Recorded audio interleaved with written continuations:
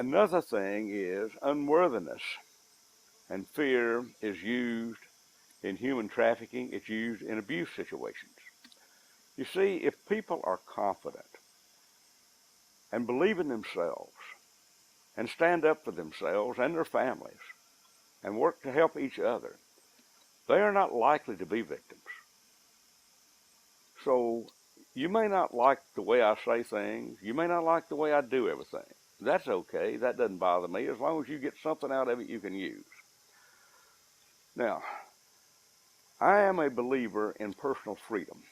I'm also a believer in looking after your family, looking after your friends. I run into a lot of good people out there all across America that like what I say, but they don't really seem to have the courage to put it into practice. I really would like to help them. They're good people. So I try to set examples. That's the only thing I know to do. So which way do you think that you are going to set a better example, and which way do you think is going to be more self-empowering?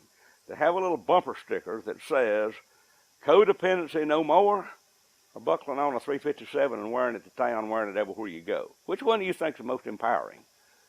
Folks, I'm not a victim, and I don't want you to be one. You may not do it the way I do, but maybe you can find some way in between what you're doing and what I'm doing that you'd be comfortable with. So, in case you wonder why I talk the way I do, why we film like we do, first off, I'm blunt, down to earth, and real. Not polished, but real. Okay?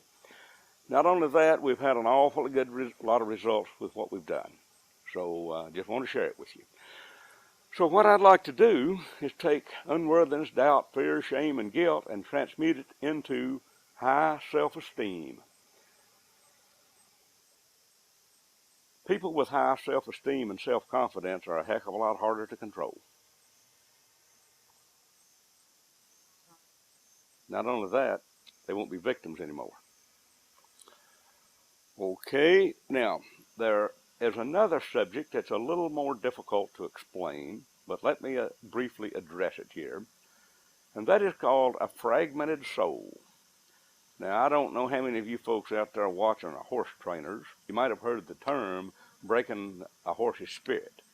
That is, you just beat him down so much that he has no spirit in him anymore. Yeah, he can still walk and run and carry you where you're going, but he's lost his spirit. A lot of humans like that, folks. Probably for the same reason. They've been beaten down too much. Well, we call this a fragmented soul. Among the things that will fragment a soul are serious depression. Could happen under anesthesia if you go to the hospital for an operation. We have had to help a few people out because of that. Being in a car wreck, falling off the barn roof and hitting the ground. Overuse of drugs or alcohol. But the worst thing we ever found was childhood sexual abuse. It's when the spirit had just been broken down and part of the soul just leaves. Now, I would like to offer you something here as best I can, and if you will go along with the wording on this, I think it'll help you out. I'm not going to tell you that you can pass it on to those you're trying to help, but I'm not going to tell you you can't. I'll be honest with you, I really don't know, so you can give it a try if you like. Well, what I would like to do is go back in time for any of you out there before any events ever occurred that fragmented your soul. Now, that can be this lifetime or that can be another lifetime. And your instrument is going to run counterclockwise. Okay? Very good. At that time, it's going to start going clockwise on its own. I have nothing to do with it. I would like to thank the spirit world for finding the lost, fragmented soul parts, bringing them forward into the present, provide them the most appropriate healing energy, and put them back in your body. That's just about as simple as I know how to say it. Now, I do believe that you will have to repeat something along these lines with a strong intent for this to work for you. And you can take the same words and share them with someone else, but I really think that they're going to have to participate in this themselves. But if you want to do an experiment and see if you can do it for them, well, you go right ahead, because if your intentions are good, you're not going to do any harm. What I'm saying is sometimes there's just a certain amount you can do for other people, and then they've got to get involved in helping themselves. Another thing that affects a lot of people, and a lot of really good people, is that they didn't feel wanted when they were born. And this is not necessarily the fault of the parents, because when the mother is carrying the baby feels the emotions of the mother and takes everything personal. One of the ways I say it, the mama could kick the cat out the door, and the baby feels it and takes it personal.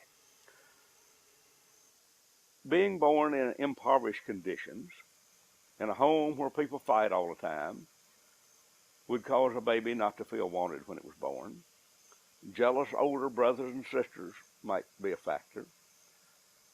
Impoverished conditions of wondering how they're going to feed, look after, and care for another baby. And a lot of fear of just being parents, or a difficult birth, C-section, or getting a baby's head by the forceps and pulling it out. That's not going to make the baby feel wanted. So any of these things can affect a person, and does. What will happen, it creates a belief system of not being wanted. The person will then grow up, become an adult, and go through life attracting to themselves whatever it takes to support this belief system. It may have happened to you. I hope it didn't, but I just know from experience it's happened to a lot of people. So let me offer you some help here. Let's go back in time until the moment you were born.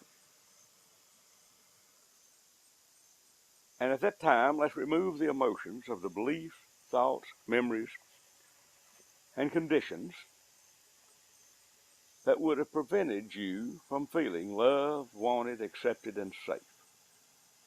If these were thoughts of your mother, the doctor in the delivery room, anyone else associated with it, we're including all factors here that existed. Now, that's going counterclockwise, but it's going to stop, and it's going to turn the other way. Whether I do anything about it or not, it's just what happens.